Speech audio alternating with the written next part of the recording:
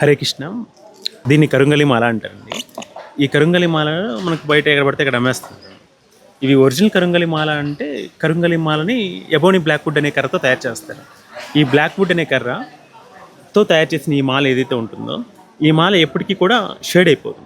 ఇది మనకు original duplicate అనేది వాటర్లో వేస్తే తెలుస్తుంది, వాటర్లో వేస్తే కలర్ వస్తుంది అని చెప్తుంటారు కదా. వాటర్లో వేస్తే పాలిష్ అయినా కలర్ వస్తుంది, దానికి రంగు పూసినా కలర్ వస్తుంది. కానీ ఆ పూసని మనం కట్ చేసి చూస్తే కంప్లీట్గా ఏ యాంగిల్ నుంచి కట్ చేసినా లోపల ఖచ్చితంగా బ్లాకే ఉండాలి. అలా బ్లాక్ ఉంటేనే ఒరిజినల్ దాన్ని. ఒకవేళ లోపల బ్లాక్ లేదు అంటే కట్ చేసినప్పుడు మొత్తం ఇరువైపు నుంచి కట్ చేసినా లోపల 2 కట్ చేసినప్పుడు బ్లాకే ఉండాలి. అలా బ్లాక్ ఉంటేనే ఒరిజినల్. లోపల కట్ చేసినప్పుడు బ్లాక్ లేకపోతే అది డూప్లికేట్. అంతేగాని వాటర్లో వేస్తే కలర్ వస్తుంది లేకపోతే మామూలుగా ఇలానే ఏం లేదు. కట్ చేసినప్పుడు మాత్రమే తెలుస్తుంది. మనకు వెండికి కట్టించుకోవడానికి 108 పూసలు అవసరం ఉండదు, 54 సరిపోతాయి. ఒక మాలకి 108 ఉంటాయి. 54 పూసలు మనకు వెండికి కట్టించుకుంటే ఇంకో 54 ఎక్స్ట్రా ఉంటాయి. ఒక పూసలు మనం కట్ చేసుకొని చెక్ చేసుకొని చూస్తే ఖచ్చితంగా మనకు అది ఒరిజినల్ అయితే ఒరిజినల్ తెలుస్తుంది. లేదు అంటే లోపల వైట్గా ఉంటే అది డూప్లికేట్ అని తెలుస్తుంది. ఖచ్చితంగా ఎవరి దగ్గర కొనుక్కున్నా వాళ్ళ దగ్గర మీరు మొబైల్ నెంబర్ తీసుకోవడం మర్చిపోవద్దు. హరే కృష్ణ.